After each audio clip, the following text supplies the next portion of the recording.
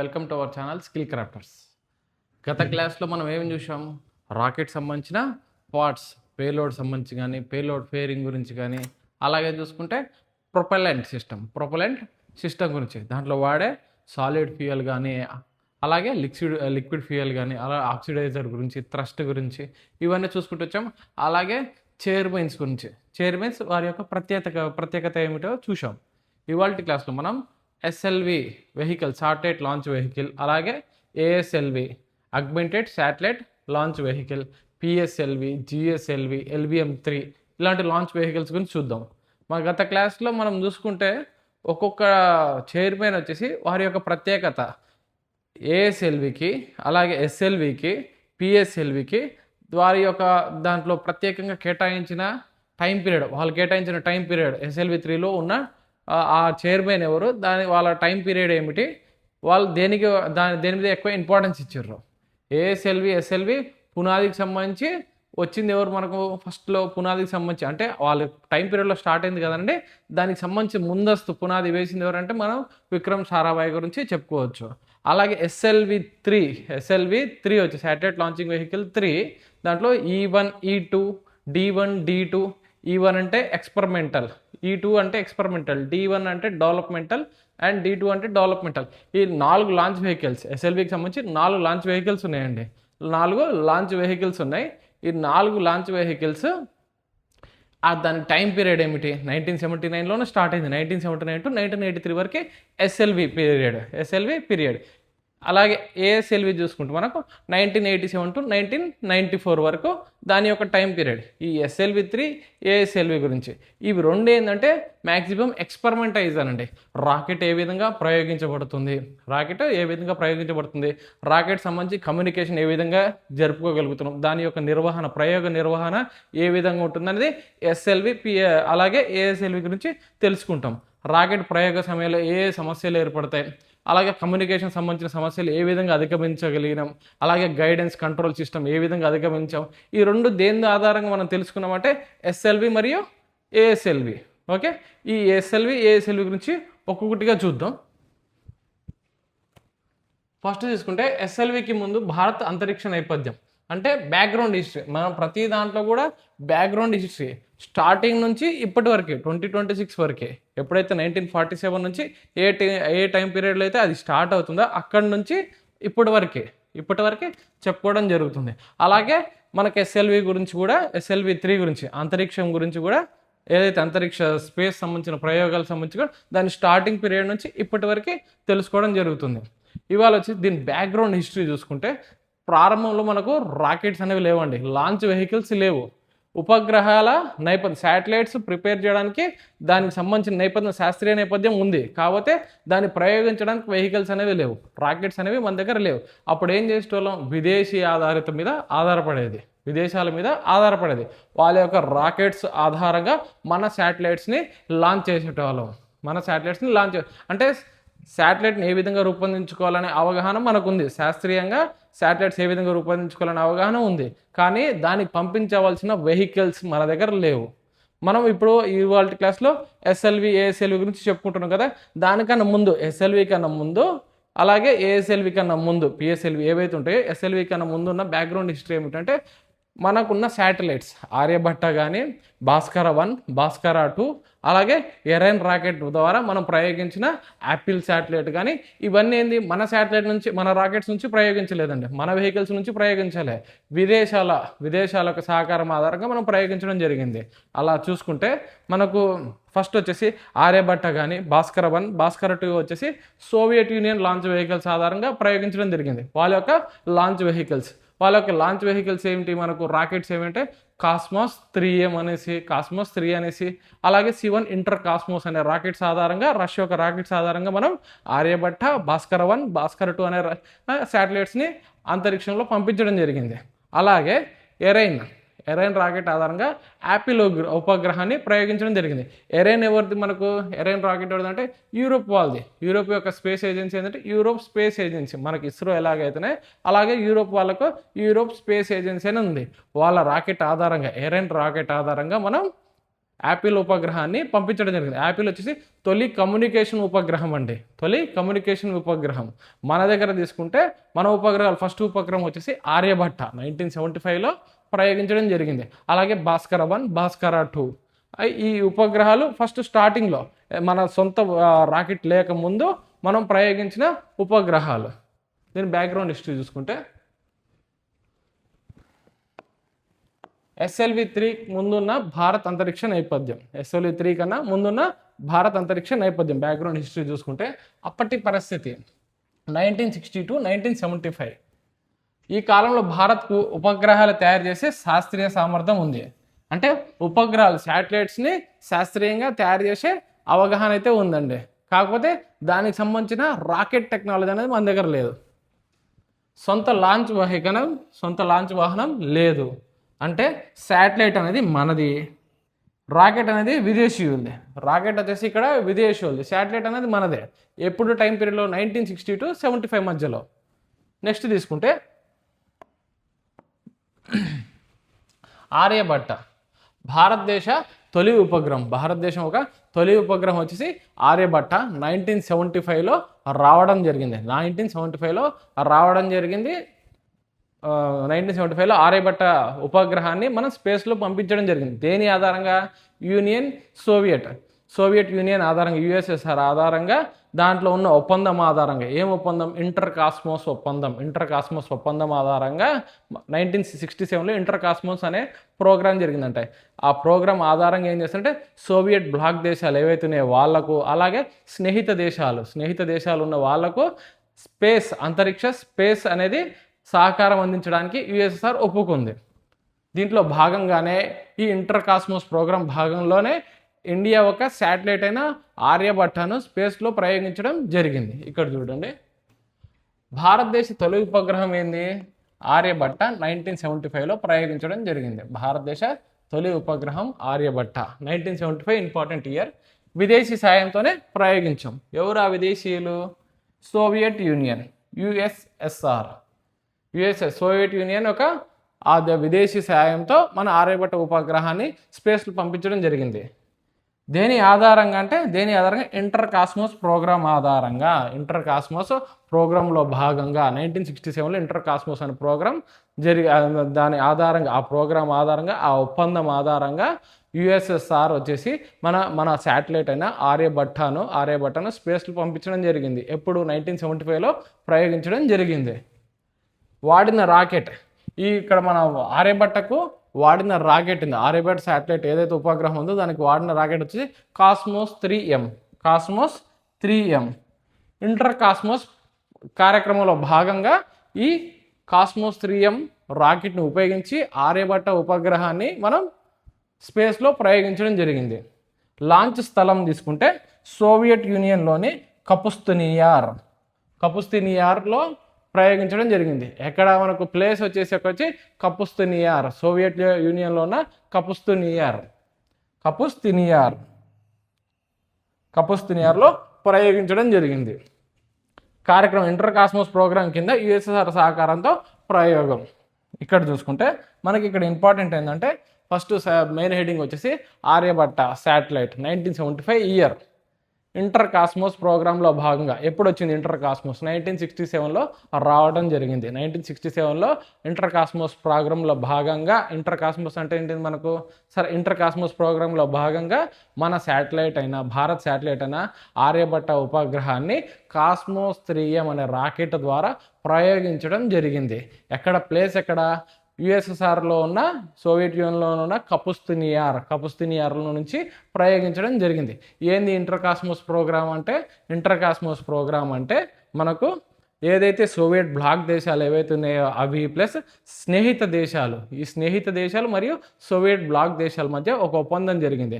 వాళ్లకు రాకెట్ సహకారం, launch vehicle సహకారం అందిస్తామని సోవియట్ యూనియన్ తెలపడం జరిగింది. చూడండి, ఇంటర్ కాస్మోస్ ప్రోగ్రామ్ అంటే సోవియట్ యూనియన్ 1967లో ప్రారంభించిన అంతరిక్ష సహకార కార్యక్రమం. 1967లో ప్రారంభించిన అంతరిక్ష సహకార కార్యక్రమం. ఇది ఎవరెవరికి ఇస్తుంది సహకార దేశాలు ఏమంటే సోవియట్ బ్లాక్ దేశాలు. సోవియట్ యూనియన్లో సోవియట్ బ్లాక్ దేశాలు మరియు స్నేహిత దేశాలు. ఇది సోవియట్ దేశాలు, సోవియట్ బ్లాక్ మరియు స్నేహిత దేశాల ఉపగ్రహాలను, స్నేహిత దేశాల ఉపగ్రహాలను వాళ్ళ రాకెట్తో ప్రయోగించేందుకు ఏర్పాటు చేసింది. మనకి ఇక్కడ అడిగింది ఇంటర్ కాస్మోస్ ప్రోగ్రామ్ ఎప్పుడు స్టార్ట్ అయింది? 1967. ఇంటర్ కాస్మోస్ ప్రోగ్రామ్ అంటే ఏమిటి అంటే స్నేహిత దేశాలు అలాగే సోవియట్ బ్లాక్ దేశాలకు రాకెట్ సహకారం అందించడం, వెహికల్ సహకారం అందించడం. 1967లో ఇది చూడండి, 1967 సోవియట్ యూనియన్ నేతృత్వంలో. నెక్స్ట్ వచ్చేసి లక్ష్యం వచ్చేసి సోవియట్ రాకెట్లు ఏంటి? Cosmos 3M. ఇక్కడ C1 ఇంటర్ కాస్మోస్ కూడా ఉందండి. C1 ఇంటర్ కాస్మోస్ ఆధారంగా ఈ రాకెట్ ఆధారంగా మనకు భాస్కర 1, భాస్కర 2 అనే ఉపగ్రహాల్ని ప్రయోగించడం జరిగింది. ఇక్కడ మనం ఆర్యభట్ట వచ్చేసి కాస్మోస్ 3M. ఇక్కడ చూడండి, సోవియట్ రాకెట్లతో సహాయ దేశాల ఉపగ్రహాలను లియోలో ప్రయోగించడం. లియో మీకు ఆల్రెడీ చెప్పా, లియో ఎక్కడ ఉంటుంది? థెర్మోస్ఫియర్లో ఉండటం జరుగుతుంది. లియో ఒక ఎత్తు ఏంది? 2000 నుంచి 200 నుంచి 2000 కిలోమీటర్స్, అలా కాకుంటే 160 to 2000 కిలోమీటర్స్. ఇది వ్యారీ అవుతుంటుంది. లియోలో ప్లేస్ చేయడం దీని యొక్క మెయిన్ లక్ష్యం వచ్చేసి సోవియట్ రాకెట్ల ఏదైతే సోవియట్ యూనియన్ ఉందో వాళ్ళ రాకెట్ మన ఉపగ్రహాలను, ఏదైతే సోవియట్ బ్లాక్ ఎవరైతే దేశాలు ఉంటే వాళ్ళ యొక్క ఉపగ్రహాలు, అలాగే స్నేహిత దేశమైన భారత్ యొక్క ఉపగ్రహాలను లియోలో ప్రవేశపెట్టడం దీని యొక్క ప్రధాన లక్ష్యం. లియో అంటే లో ఎర్త్ ఆర్బిట్. భారత్ సంబంధం. ఆర్యభట్ట 1975 కాస్మోస్ 3M రాకెట్తో కపుస్తేనర్ నుంచి ప్రయోగించడం జరిగింది. ఇది ఆర్యభట్ట గురించి ఇది. నెక్స్ట్ వచ్చేసి భాస్కర 1, భాస్కర 2. ఈ రాకెట్లు కూడా ఏ దేశంతో సహకారంతో మనం ప్రయోగించడం జరిగిందంటే సోవియట్ యూనియన్ వాళ్ళ సహకారంతోనే మనం ప్రయోగించడం జరిగింది. భాస్కర 1 అండ్ భాస్కర 2. ఇక్కడ ఉపయోగించిన రాకెట్లు ఏంది మనకు? C1 inter cosmos. అలాగే ప్లేస్ ఏంటంటే వోల్గో గార్డ్. చూద్దాం రండి. నెక్స్ట్ చూసుకుంటే భాస్కర 1 1975లో మనకు వచ్చేసి ఆర్యభట్ట. 1979 4 years తర్వాతకి భాస్కర 1 అనేది ప్రయోగించడం జరిగింది. 1979 C1 ఇంటర్ కాస్మోస్ రాకెట్స్తో. ప్లేస్ వచ్చేసి వోల్గో గార్డ్. సోవియట్ యూనియన్లో ఉన్న ప్లేస్ వచ్చేసి వోల్గో గార్డ్ ప్లేస్ నుంచి రాకెట్ అయిన C1 ఇంటర్ కాస్మోస్ రాకెట్తో మన ఉపగ్రహం అయిన భాస్కర 1 1979లో ప్రయోగించడం జరిగింది. దేనిలో భాగంగా అంటే ఇంటర్ కాస్మోస్ ప్రోగ్రాంలో భాగంగా. నెక్స్ట్ చూసుకుంటే 1981 2 సంవత్సరాల తర్వాతకి 1979 తర్వాతకి భాస్కర 2 ఉపగ్రహాన్ని కూడా C1 ఇంటర్ కాస్మోస్ రాకెట్తో వోల్గో గార్డ్ ప్లేస్ నుంచి ప్రయోగించడం జరిగింది. భారతదేశానికి ప్రాముఖ్యత.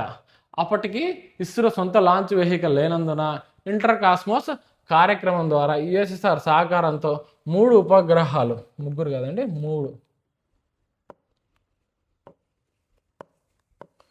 3 ఉపగ్రహాలైన ఆర్యభట్ట, భాస్కర 1, భాస్కర 2 ప్రయోగించబడ్డాయి. ఇది SLV-3 అభివృద్ధికి ముందు విదేశీ ఆధారపడటాన్ని చూపించే ముఖ్య ఉదాహరణ. అంటే మనకు ఇప్పుడు మామూలుగా టాపిక్ వచ్చేసి వెహికల్ గురించే స్టార్ట్ అయ్యేదండి. కాకపోతే ఆ వెహికల్స్ కన్నా ముందు శాటిలైట్ టాపిక్ వచ్చినప్పుడు కూడా ఈ ఆర్యభట్ట, భాస్కర 1, భాస్కర 2 డిస్కస్ చేస్తాం. కాకపోతే మీకు ముందుగానే ఎందుకు చెప్తున్నా అంటే మన వెహికల్స్ రావటానికన్నా ముందు విదేశాల మీద ఆధారపడటం ఏ విధంగా ఉంది, బ్యాక్గ్రౌండ్ హిస్టరీలో భాగంగా మనం ఈ శాటిలైట్స్ గురించి ఒకటి వచ్చేసి 1975లో ఆర్యభట్ట, 1979 వచ్చేసి భాస్కర 1, 1981లో 2 years తర్వాతకి 1981లో మనకు వచ్చేసి భాస్కర 2 ఉపగ్రహాన్ని ప్రయోగించడం జరిగింది. ఇలా 3 ఉపగ్రహాలను కాస్మోస్ 3M రాకెట్తో అలాగే C1 ఇంటర్ కాస్మోస్ రాకెట్స్తో ప్రయోగించడం జరిగింది. ఫస్ట్ వచ్చేసి కాస్మోస్ 3M రాకెట్తో, నెక్స్ట్ C1 ఇంటర్ కాస్మోస్ రాకెట్తో ప్రయోగించడం జరిగింది. ప్లేస్ వచ్చేసి ఫస్ట్ వచ్చేసి కపుస్తేనియర్, నెక్స్ట్ 2 వచ్చేసి భాస్కర 1, భాస్కర 2 వచ్చేసి వోల్గో గార్డ్. నెక్స్ట్ మీరు సింపుల్గా రాసుకుంటే ఇట్లా రాసుకోండి. Aryabhata 1975 April 19th cosmos 3M కపుస్తేనియర్ నుంచి. మీకు డేట్స్ కాదండి, ఇయర్స్ అనేది ఇంపార్టెంట్. 1975, 1979 అలాగే 1981. నెక్స్ట్ చూసుకుంటే ఇది అయిపోయిన తర్వాతకి ఫస్ట్ శాటిలైట్ మన ఫస్ట్ లాంచ్ వెహికల్ గురించి చూద్దాం. ఆర్యభట్ట తర్వాత కూడా ఇక్కడ చూడండి, ఆర్యభట్ట తర్వాత కూడా విదేశీ రాకెట్ల మీదనే ఆధారపడడం జరిగింది. అలా చూసుకుంటే భాస్కర 1 1979, భాస్కర 2 1981. ది భాస్కర 1, భాస్కర 2 దేనికోసం అంటే భూ పరిశీలన కోసం ఉపయోగించిన ఉపగ్రహాలు, ఎర్త్ అబ్జర్వేషన్ కోసం భూ పరిశీలన ఉపగ్రహాలు. దీంట్లో ఆధారంగా వ్యవసాయం, నీటి వనరులు, అడవులు ఎంత శాతం ఉన్నాయి, నీటి వనరులు ఎక్కడెక్కడ లభ్యమవుతున్నాయి, వ్యవసాయం ఏ విధంగా ఉంది, ఇవన్నీ చూడడం జరిగింది. కాకపోతే ఇది పూర్తిగా మన రాకెట్ మన శాటిలైట్ కానీ విదేశీ లాంచ్ వెహికల్స్ ద్వారా మనం విదేశీ లాంచ్ వెహికల్స్ ఆధారంగా మనం ఎర్త్ అబ్జర్వేషన్ శాటిలైట్ని ప్లేస్ చేయడం జరిగింది. Soviet union rocket Soviet launch vehicle 1975 నుంచి 1981 వరకు భారత ఉపగ్రహాలన్నీ సోవియట్ రాకెట్లతోనే ప్రయోగించబడ్డాయి. ఇక్కడ చూసుకుంటే యాపిల్ SLV-3 కన్నా ముందు 1981లో యాపిల్, మీకు ఆల్రెడీ ఇది గత టాపిక్లోనే చెప్పాను. యాపిల్ వచ్చేసి అరైన్ రాకెట్ ద్వారా ప్రయోగించడం జరిగింది. అరైన్ రాకెట్ ద్వారా ప్రయోగించిన యాపిల్ రాకెట్ వచ్చేసి భారత్ తొలి కమ్యూనికేషన్ రాకెట్ అండి. మరియు తొలి ఉపగ్రహం వచ్చేసి మనకు ఆర్యభట్ట 1975. తొలి కమ్యూనికేషన్ అంటే జియోలో ప్లేస్ చేయడం జరుగుతుంది. కమ్యూనికేషన్ వచ్చేసి జియోలో ప్లేస్ చేయడం జరుగుతుంది. అది ఏ దేశం ఆధారంగా మనం ప్రయోగించామంటే యూరోప్ దేశం ఆధారంగా. యూరోప్ ఒక ఏజెన్సీ వచ్చేసి యూరోప్ స్పేస్ ఏజెన్సీ. మనకి ఎట్లయితే ఇస్రో ఉంటుందో వాళ్ళకు అంతరిక్ష సంస్థ వచ్చేసి యూరోప్ స్పేస్ ఏజెన్సీ. ఎప్పుడు ప్రయోగించాం? 1981లో ప్రయోగించడం జరిగింది. ఇక్కడ చూసుకుంటే యాపిల్ 1981. యాపిల్ ఫుల్ ఫామ్ వచ్చేసి Ariane passenger payload experiment, APPL. Payload అంటే PLE. APPLE Ariane passenger payload experiment, Ariane passenger payload experiment. Bharat తొలి కమ్యూనికేషన్ ఉపగ్రహం. బిట్ అడిగితే అడగచ్చు అంటే భారత్ తొలి కమ్యూనికేషన్ ఉపగ్రహం ఏది అని అడిగితే, ఒకవేళ భారత్ ఒక సొంత తొలి ఉపగ్రహం అంటే మన సొంత లాంచ్ వెహికల్ ఆధారంగా మన తొలి రాకెట్ ఆధారంగా ప్రయోగిస్తే అది వేరేదండి. కాకపోతే భారత్ తొలి కమ్యూనికేషన్ ఉపగ్రహం వచ్చేసి అంటే మనకు యాపిల్ ఉపగ్రహం. ఎప్పుడు లాంచ్ చేశారు? సంవత్సరం వచ్చేసి 1981లో లాంచ్ చేయడం జరిగింది. లాంచ్ దేశం వచ్చేసి యూరోప్ ఒక సంస్థ వచ్చేసి యూరోప్ స్పేస్ ఏజెన్సీ. వాడిన rocket Ariane. APPLE launch June 19, 1981 French Guiana నుంచి అరైన్ 1 ద్వారా మన ఉపగ్రహమైన యాపిల్ ఉపగ్రహాన్ని ప్రయోగించడం జరిగింది. అరైన్ 1 రాకెట్ ద్వారా 1981లో ఫ్రెంచ్ గయానా నుంచి, యూరోప్ దేశంలోని ఫ్రెంచ్ గయానా నుంచి మనం ప్రయోగించడం జరిగింది. ఫ్రెంచ్ గయానా నుంచి ప్లేస్ వచ్చేసి ఫ్రెంచ్ గయానా. ప్లేస్ వచ్చేసి ఫ్రెంచ్ గయానా.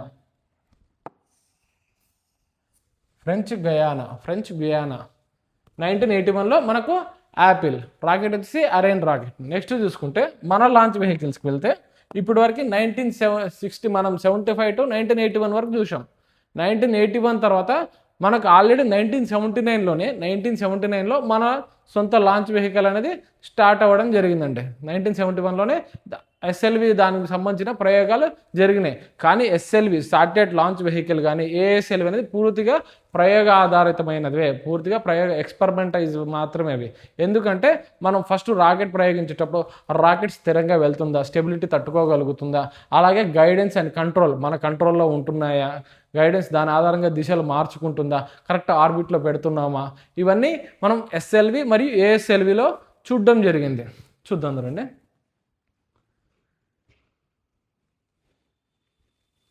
ఎందుకు విదేశాల మీద ఆధారపడాల్సిందంటే మన దగ్గర టెక్నాలజీ లోపం, మన దగ్గర పూర్తిగా టెక్నాలజీ లోపం. మల్టీ స్టేజ్ రాకెట్స్ ఏ విధంగా ముందుకు పోవాలి, ఇక్కడ చూడండి. ముఖ్య కారణాలు తీసుకుంటే ఎందుకు విదేశాల మీద ఎక్కువ రాకెట్లపై ఆధారపడాల్సి వచ్చిందంటే ముఖ్య కారణాలు తీసుకుంటే టెక్నాలజీ లోపం. మనకు ఉపగ్రహాలు తయారు చేసే సాంకేతిక ఉంది, శాస్త్ర సాంకేతిక, కానీ రాకెట్లు సొంత లాంచ్ వెహికల్ అనేది లేదు. టెక్నాలజీ లోపం అదొకటి. నెక్స్ట్ మల్టీ స్టేజ్ రాకెట్స్ అంటే ఒక దశ అయిపోయిన తర్వాత ఇంకో దశకు వెళ్ళాలంటే దాన్ని ఏదైతే ఉంటుందో ఫస్ట్ స్టేజ్ని దాన్ని విడిపోయేటట్టు చేసుకొని ఇంకో భాగమని స్టార్ట్ అయ్యేటట్టు చేసుకోవాలి. అలాగే సర్టెన్ స్పీడ్తో సర్టెన్ హైట్తో వెళ్ళడం కావాలి. గైడెన్స్ అండ్ కంట్రోల్ సిస్టమ్ అనేది మన చేతులు ఉండాలి. కానీ ఇవన్నీ మన దగ్గర లేవు. Guidance and control, high energy fuels ఉన్నాయండి అప్పటికి లేవండి. ప్రారంభంలో మనం యూజ్ చేసింది సాలిడ్ ఫ్యూయల్స్, అది పూర్తిగా అన్కంట్రోలబుల్. సాలిడ్ ఫ్యూయల్స్ వచ్చి పూర్తిగా అన్కంట్రోలబుల్. తర్వాతకు వచ్చిన లిక్విడ్ ఫ్యూయల్స్, దాన్ని కంట్రోల్ చేయొచ్చు. తర్వాత మనం క్రయోజెనిక్ ఫ్యూయల్స్ గురించి చూడడం జరిగింది. బేసిక్స్లోనే మనకు సాలిడ్ ఫ్యూయల్, లిక్విడ్ ఫ్యూయల్, అలాగే క్రయోజెనిక్ ఫ్యూయల్స్ ఏమేమి వాడినాం ఇవన్నీ చూసాం మనం. సాలిడ్ ఫ్యూయల్ వచ్చేసి హెచ్టిపిబి, హైడ్రోజన్ హైడ్రాక్సిల్ పాలిబ్యూటడిన్ అనేసి, అలాగే యూడిఎంహెచ్ అన్సిమెట్రికల్ డైమిథైల్ హైడ్రోజన్ అనేసి, అలాగే మనం క్రయోజెనిక్లో వాడే fuel liquid oxygen, liquid hydrogen అనేసి. లిక్విడ్ ఆక్సిజన్ వచ్చేసి -183°C, లిక్విడ్ హైడ్రోజన్ వచ్చేసి -253°C అనేసి చూడడం జరిగింది. అప్పటికి ఉన్న స్టార్టింగ్ స్టేజ్లో అంటే హై ఎనర్జీ ఫ్యూయల్స్ లేకపోవడం, అలాగే గైడెన్స్ అండ్ కంట్రోల్ సిస్టమ్ మన కంట్రోల్లో అంటే మనం దాన్ని ఆపరేట్ చేయాలి, దానికి సంబంధించిన టెక్నాలజీ మన దగ్గర లేకపోవడం, మల్టీ స్టేజ్ రాకెట్స్ అనేది రూపొందించుకోలేకపోయినాం. ఇవి అప్పటికి భారత్కి కొత్తవి.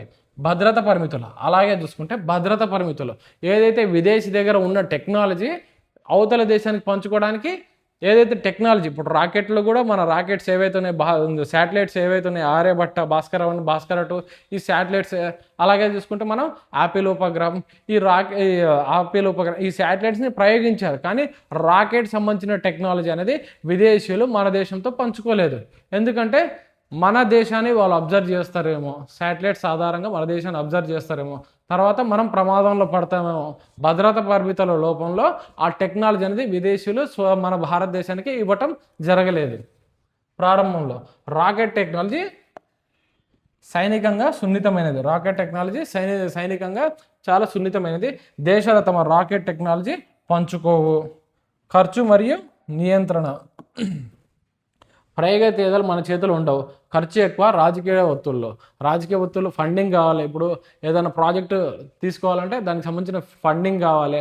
రాజకీయ ఒత్తుళ్ళు ఉంటాయి, ఎంత కేటాయించాలి, ఎంత కేటాయించకూడదు, ఎంత మోతాదులో. మన దగ్గర ఒకవేళ ఫండింగ్ రిలీజ్ అయినా పూర్తి మోతాదులో ఫండింగ్ అనేది రిలీజ్ కావు. అలాగే ఖర్చు అనేది చాలా ఎక్కువగా ఉంటుంది. ఈ శాటిలైట్స్కు మనం ఏదైతే రాకెట్ లాంచ్ వెహికల్స్, రాకెట్స్కి ఎక్కువ ఖర్చు అనేది చేయడం జరుగుతుంది. నెక్స్ట్ చూసుకుంటే ఈ పరిస్థితిని మార్చాలని కృషి చేసిన ముఖ్యమైన వ్యక్తులు, ఈ పరిస్థితిని మార్చాలని ఏదైతే రాకెట్ టెక్నాలజీ మనకు ఉండాలి, రాకెట్ సొంత లాంచ్ వెహికల్ భారతదేశానికి ఉండాలి అనేసి కృషి చేసిన వ్యక్తుల్లో మొదటి వారు డాక్టర్ విక్రమ్ సారాభాయ్. అలాగే తీసుకుంటే మనం సతీష్ ధవన్ గారు, అలాగే తీసుకుంటే యుఆర్ రావు గారు. ఈ ముగ్గురు చేసిన కృషి ఫలితంగా ఈరోజు మనం శాటిలైట్ మనది ఏదైతే రాకెట్ సొంత లాంచ్ వెహికల్స్ అనేది తయారు చేసుకోవడం జరిగింది. ఇక్కడ చూసుకుంటే ఈ పరిస్థితి మార్చడానికి కృషి చేసిన ముఖ్య వ్యక్తుల్లో ఒకరు డాక్టర్ విక్రమ్ సారాభాయ్. భారత అంతరిక్ష కార్యక్రమాల పితామహుడు, గత క్లాస్లో చెప్పా. భారత అంతరిక్ష కార్యక్రమాల పితామహుడు, అంతరిక్ష స్పేస్ సంబంధించిన పితామహుడు ఎవరంటే మనకు డాక్టర్ విక్రమ్ సారాభాయ్. ఈయన విజన్ ఏంటంటే భారత్ స్వదేశీ లాంచ్ వాహనం తయారు చేసుకోవాలి, సొంత లాంచ్ వెహికల్ అనేది తయారు చేసుకోవాలి. ఈయన విజన్ వచ్చేసి భారత్ స్వదేశీ లాంచ్ వాహనం తయారు చేయాలి. భారత్ వచ్చేసి సొంతంగా లేదంటే స్వదేశీ లాంచ్ వెహికల్, ఇండిజినియస్గా మన లాంచ్ వెహికల్ అనేది మనం తయారు చేసుకోవాలనేది ఈయన విజన్. ఎవరిది? విక్రమ్ సారాభాయ్ గారిది. ప్రొఫెసర్ సతీష్ ధవన్ ఏమంటారంటే SLV-3కి సంస్థాగత మద్దతు ఇచ్చారు. ఈయన టైం పీరియడ్ 1972 to 1984. ఈయన టైం పీరియడ్లోనే 1979 to 1983 వరకు SLV-3 శాటిలైట్ లాంచింగ్ వెహికల్ అనేది రావటం జరిగింది. ఎవరి కాలంలో? అందుకే SLV-3కి సంస్థాగత మద్దతు అందించిన వ్యక్తి వచ్చేసి సతీష్ ధవన్ గారు, ప్రసాద్ ధవన్. నెక్స్ట్ తీసుకుంటే doctor APJ Abdul Kalam, missile man of India అని పిలుస్తాం. SLV-3 ప్రాజెక్ట్ డైరెక్టర్ ఈయన. SLV-3 ఎప్పుడు వచ్చిందన్న 1979లో రావడం జరిగింది. 1979లో SLV-3 రావడం జరిగింది. దాని ప్రాజెక్ట్ డైరెక్టర్ వచ్చేసి మనకు డాక్టర్ APJ అబ్దుల్ కలాం గారు. అది 1979లో ప్రయోగించిన SLV-3 విఫలమైంది. 1979లో ప్రయోగించిన SLV-3 అనేది విఫలమైనప్పటికీ కూడా పూర్తి బాధ్యత తీసుకున్న చైర్మన్ వచ్చేసి మనకు సతీష్ ధవన్ గారు. ఎటువంటిది కూడా ఆ ప్రాజెక్ట్ టీం ఎవరైతే ఉంటారో ఆ టీం మీద కాకుండా తన సొంత చేతుల మీదుగా తను వేసుకున్నాడు అనమాట. తన మీదనే పూర్తిగా బాధ్యత వేసుకోవడం జరిగింది. ఎవరు? సతీష్ ధవన్ గారు. అందుకే ఆయన అంటారు ఇన్స్టిట్యూషనల్ ప్యాట్రనైజ్ అంటారు. ఇన్స్టిట్యూషనల్ ప్యాట్రనైజ్ అని ఆయన పిలవడం జరుగుతుంది. చూడండి ఇక్కడ SLV-3 project director, rocket design మరియు అమలు, అప్పుడే తీసుకున్న కీలక నిర్ణయాలు. విదేశీ రాకెట్లపై ఆధారపడితే నిజమైన అంతరిక్ష శక్తి సాధ్యం కాదు. విదేశీ లాంచ్ వెహికల్ మీద ఆధారపడితే భారతదేశానికి సొంత లాంచ్ వెహికల్, అదే అంతరిక్షం సంబంధించి స్పేస్ శక్తి అనేది భారత్కి లభ్యం కాదు అనేసి చెప్పడం జరిగింది. నిజమైన అంతరిక్ష శక్తి అనేది సాధ్యం కాదు భారతదేశానికి, ఎక్కువగా విదేశాల మీద ఆధారపడితే. శ్రీహరికోటలో launch centre, solid professional research guidance system అభివృద్ధి చేయాలని పేర్కొన్న వ్యక్తి వచ్చేసి డాక్టర్ APJ అబ్దుల్ కలాం.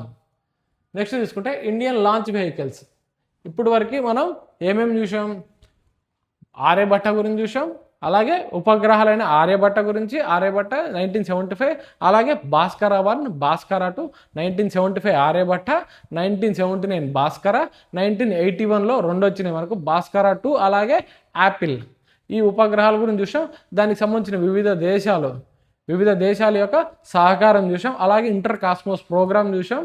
దీని తర్వాతకి మనకు సంబంధించిన ఇస్రో చైర్మన్ గారు SLV-3 ఒక సంస్థగత మద్దతు అందించిన సతీష్ ధవన్ గురించి, అలాగే భారత్కి సొంత లాంచ్ వెహికల్ ఉండాలని ప్రపోజ్ చేసిన విక్రమ్ సారాభాయ్ గురించి, అలాగే తీసుకుంటే డాక్టర్ APJ అబ్దుల్ కలాం గురించి చూడడం జరిగింది.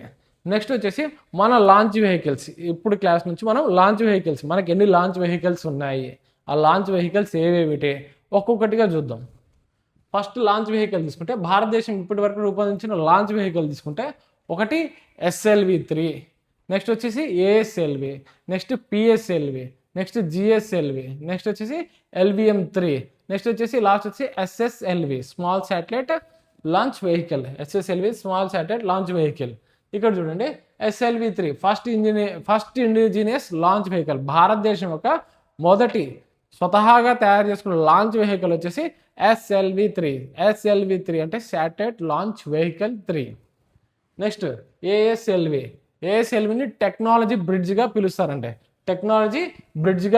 ఎందుకు ASLVని టెక్నాలజీ బ్రిడ్జ్గా పిలుస్తారంటే ప్రారంభంలో రాకెట్కి సంబంధించిన ప్రయోగాలు SLV-3 ద్వారా జరిగింది. కానీ SLV-3కి ఒక పేలోడ్ లిమిట్ 40 kgs వరకు ఉండటం అట్లా జరిగింది. కాకపోతే మన ఉపగ్రహాలు అనేది ఎక్కువ బరువున్న ఉపగ్రహాలను తీసుకెళ్లాలంటే మనకు PSLV కన్నా ముందు ఒక టెక్నికల్ సపోర్ట్ మనకు ఉండాలి. ముందుగానే ప్రయోగించి విఫలం అవ్వడం కన్నా ఇంకోటి మనం నేర్చుకోవాలి.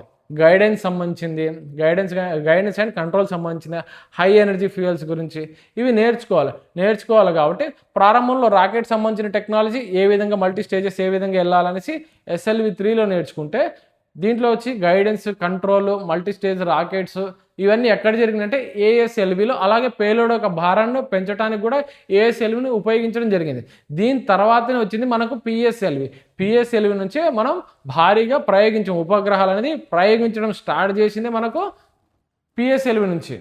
పూర్తిగా ఇవి SLV కానీ ASLV కానీ పూర్తిగా ఎక్స్పెరిమెంటలైజ్ మరియు డెవలప్మెంటలైజ్ అంటే ఏవేవి మనం అభివృద్ధి చేసుకోవాలి, గైడెన్స్ ఏ విధంగా కంట్రోల్ చేసుకోవాలి, శాటిలైట్ని ట్రాకింగ్ సిస్టమ్ ఏ విధంగా ఉండాలి. మనం ఆల్రెడీ స్పేస్ సంబంధించిన బేసిక్ పార్ట్స్లోనే ఇవి డిస్కస్ చేసాం. పేలోడ్ ఫేరింగ్ గురించి, అలాగే ప్రొపలెంట్ సిస్టమ్ గురించి, అలాగే గైడెన్స్ అండ్ కంట్రోల్ సిస్టమ్ గురించి, ఏ ఫ్యూయల్స్ వాడాలి, ఎన్ని స్టేజెస్, మల్టీ స్టేజ్ రాకెట్స్ ఏ విధంగా ఉంటాయి, ఇవన్నీ చూసాం. ఇవన్నీ ఎక్కడ నేర్చుకున్నామంటే SLV మరియు ASLVలో నేర్చుకోవడం జరిగింది.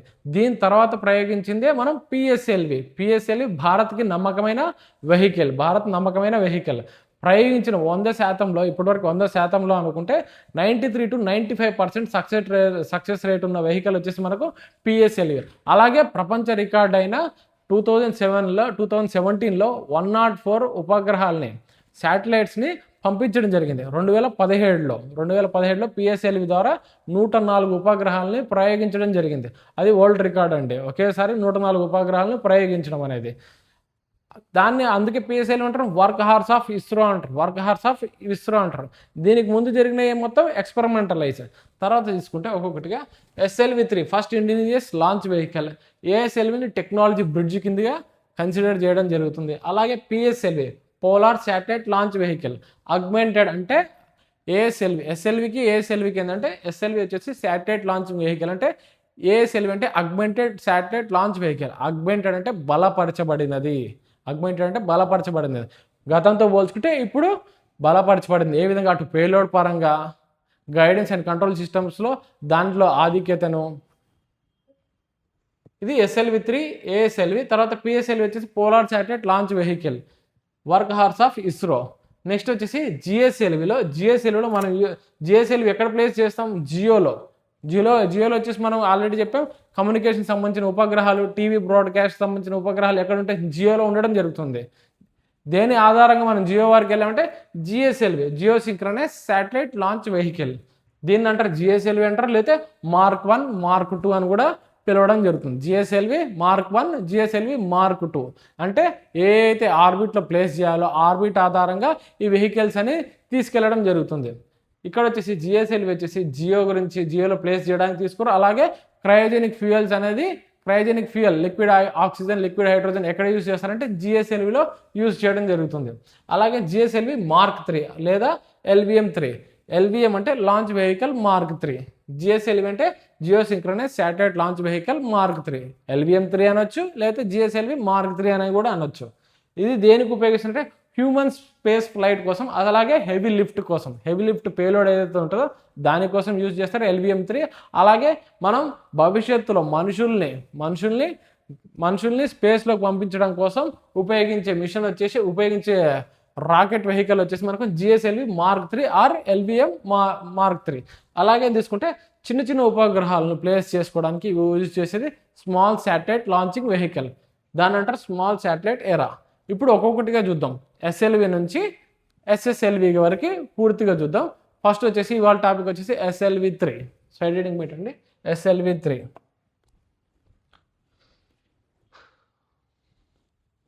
భారత్ లాంచ్ వాహనాలు మరియు సంవత్సరాలు.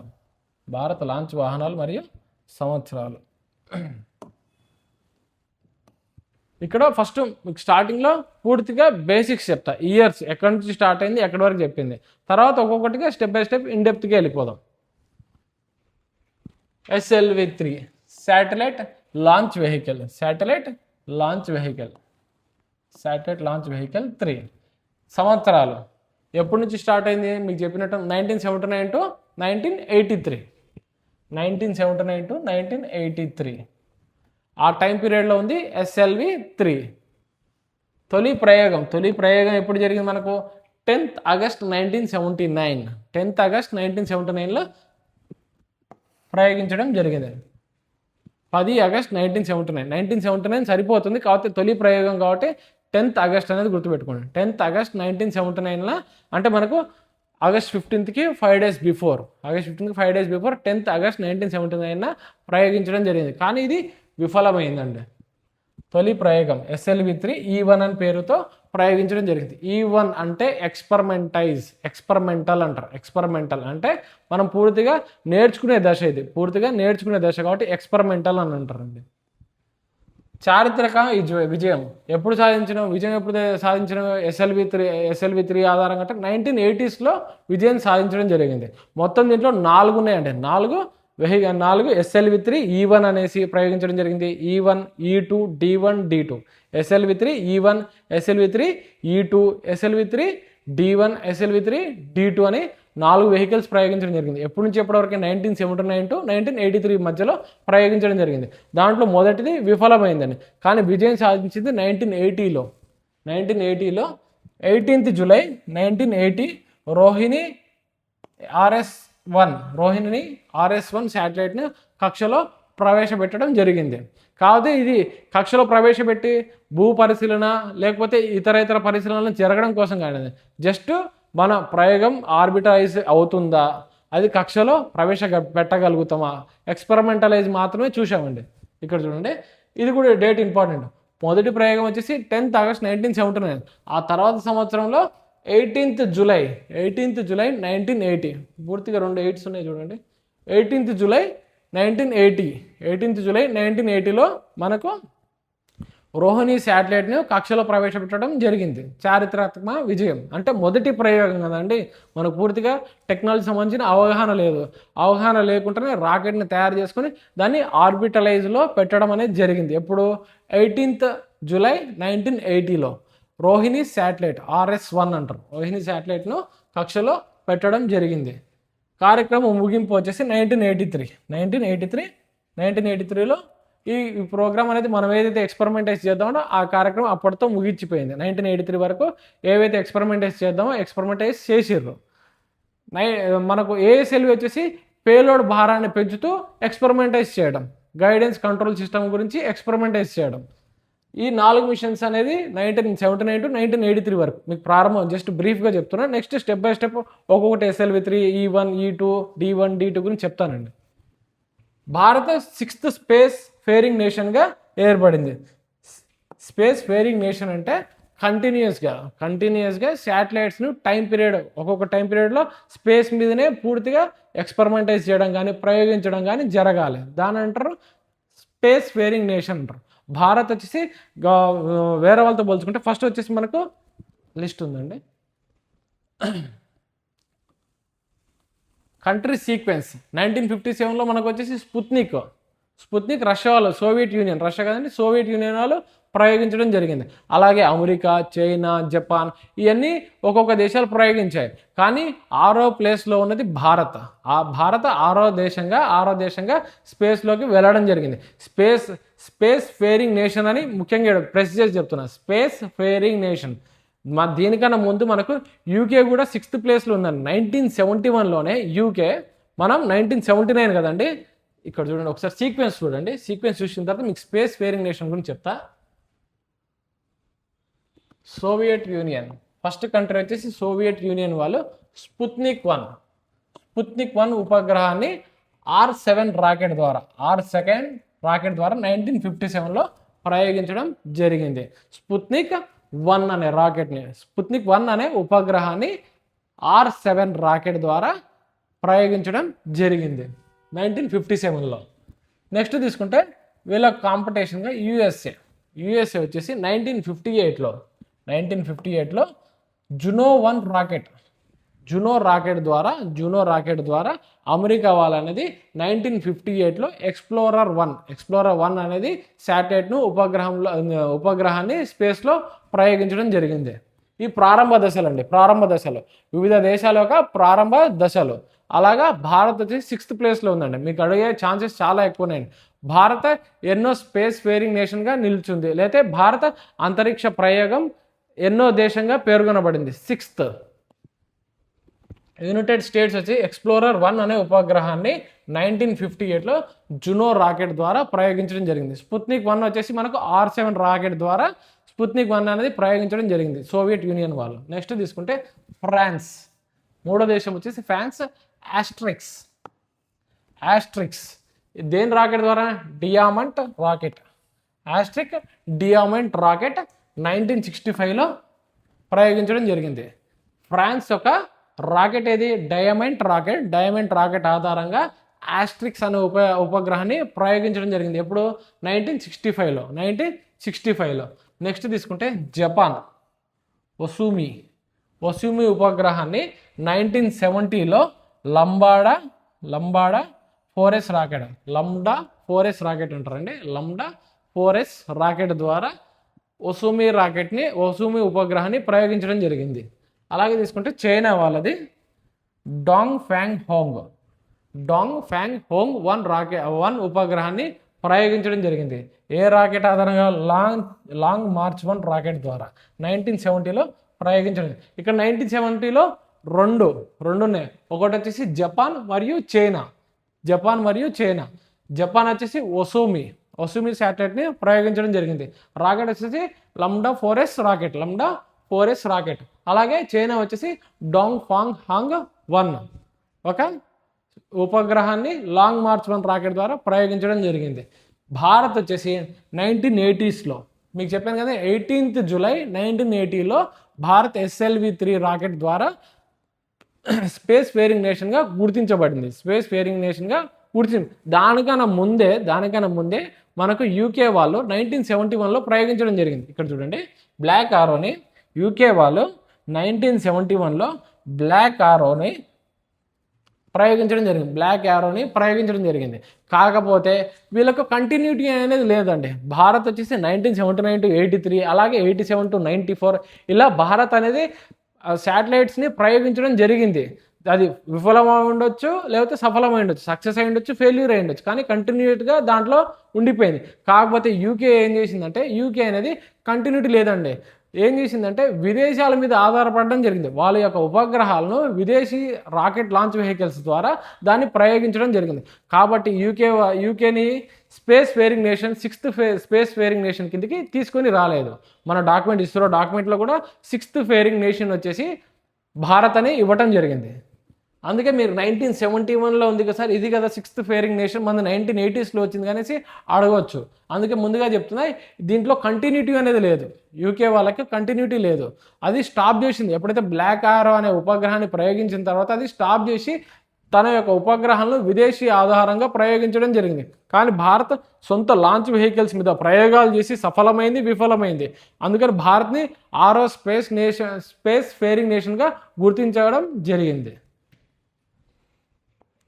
దీంట్లో ఇంపార్టెంట్ వచ్చేసి ఇదండి మెయిన్. మనకు భారత్ వచ్చేసి ఇక్కడ చూడండి, భారత్ 6th స్పేస్ ఫేరింగ్ నేషన్గా గుర్తించడం జరిగింది. భారత్ని 6th స్పేస్ ఫేరింగ్ నేషన్గా గుర్తించడం జరిగింది. కంటిన్యూటీ తీసుకుంటే మనకు ఒకవేళ సీక్వెన్స్ ఆర్డర్లో పెట్టండి, ఏ దేశం ఫస్ట్ స్పేరింగ్ నేషన్, సెకండ్ ఏది, థర్డ్ ఏది, ఫోర్త్ ఏది, ఫిఫ్త్ ఏది, సిక్స్త్ ఏది అని పెడితే ఫస్ట్ వచ్చేసి సోవియట్ యూనియన్, దాన్ని కాంపిటీషన్గా వచ్చింది. నెక్స్ట్ వచ్చేసి మనకు యునైటెడ్ స్టేట్స్, తర్వాత ఫ్రాన్స్. ఇది ఒకే సంవత్సరంలో అటు 1970లో ఇటు జపాన్ మరియు చైనా. ఈ సీక్వెన్స్ సోవియట్ యూనియన్, దాని పోటాపట్టికి వచ్చేది యుఎస్ఏ, తర్వాత వచ్చేది ఫ్రాన్స్ తర్వాత జపాన్ మరియు చైనా. ఈ రెండు ఇక్కడికి ఎన్నైనాయి, 5 అయినాయి. 6th వచ్చేసి మందే, 6th వచ్చేసి భారతదేశం. నెక్స్ట్ తీసుకుంటే SLV-3 అయిపోయింది. ASLV, మీకు SLV-3 గురించి పూర్తిగా డీటెయిల్గా ఇస్తాను. జస్ట్ మీకు డేట్స్ ఇంపార్టెంట్ కాబట్టి డేట్స్ గురించి చెప్తున్నా. 1979 to 1983 వరకు ఉంది SLV-3. దాంట్లో చారిత్రాత్మక విజయం వచ్చేసి 1980 July 18th. నెక్స్ట్ చూసుకుంటే ASLV, augmented satellite launch vehicle. దీని టైం పీరియడ్ ఏమిటి, 1987 to 1984.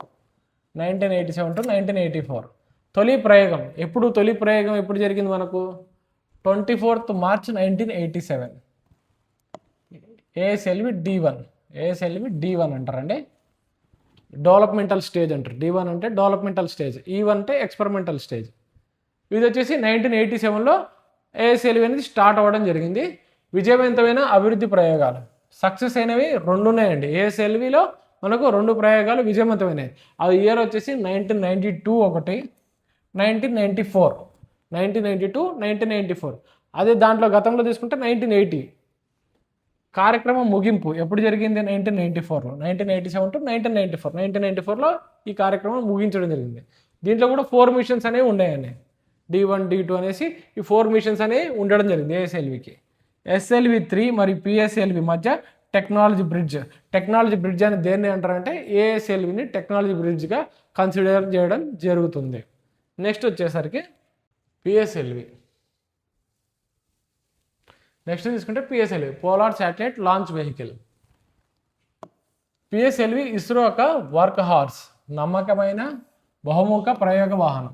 నమ్మకమైన వాహనం వచ్చేసి ఇస్రోకి PSLV, polar satellite launch vehicle.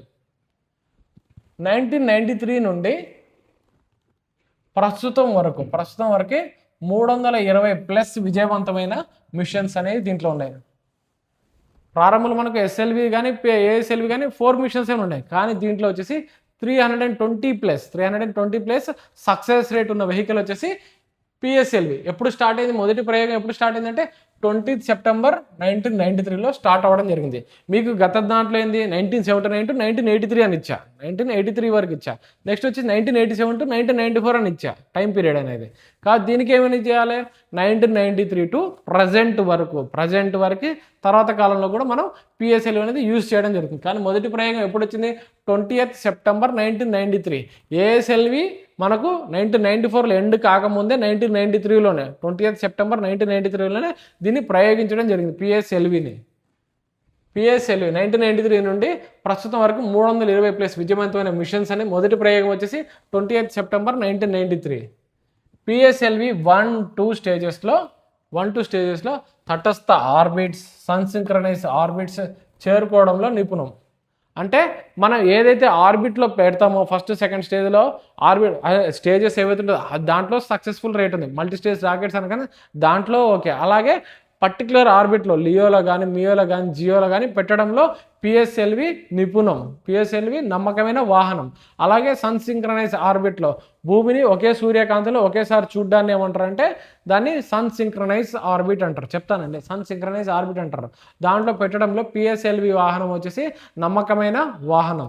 దాన్ని ప్లేస్ చేయడంలో ఉపయోగించే వాహనం వచ్చేసి కరెక్ట్ ప్లేస్లో ఉపయోగించే వాహనం వచ్చేసి మనం పిఎస్ఎల్వి.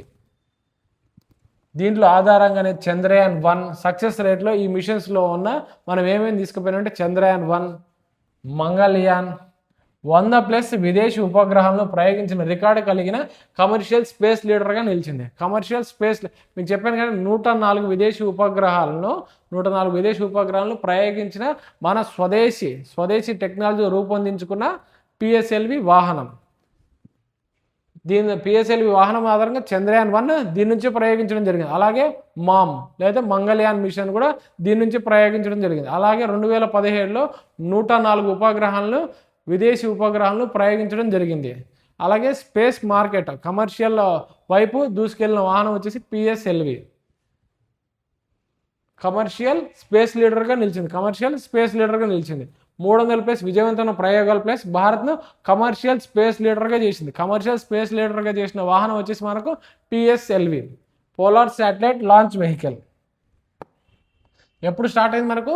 20th September 1993. నెక్స్ట్ తీసుకుంటే GSLV mark 1 or mark 2. MK అంటే mark 1 or mark 2. Geosynchronous satellite launch vehicle. 2001 నుంచి ప్రారంభించారు. 2001లో ఇది స్టార్ట్ అయింది. ప్రస్తుతం వరకు తొలి ప్రయోగం 2001లో. స్వదేశీ క్రయోజెనిక్ ఇంజిన్ విజయం 2000.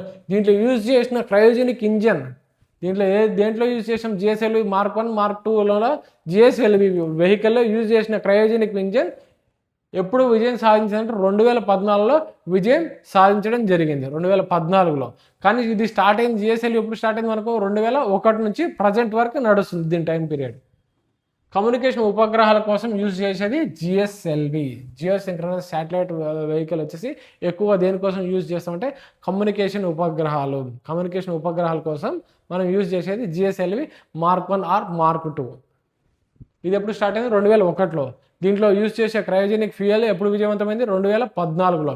ఇంపార్టెంట్ అండి, క్రయోజెనిక్ విజయం ఎప్పుడు వచ్చిందంటే 2014 అని చాలా ఇంపార్టెంట్.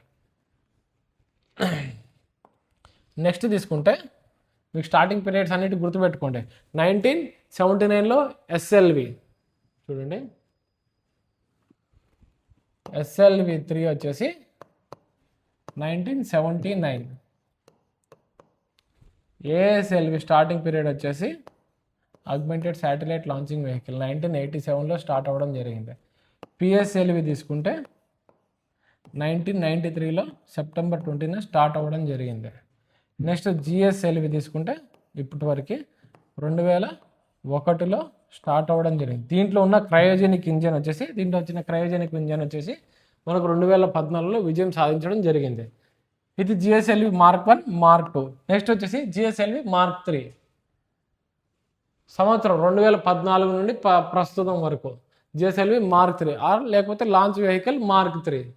తొలి ప్రయోగం ఎప్పుడు జరిగింది?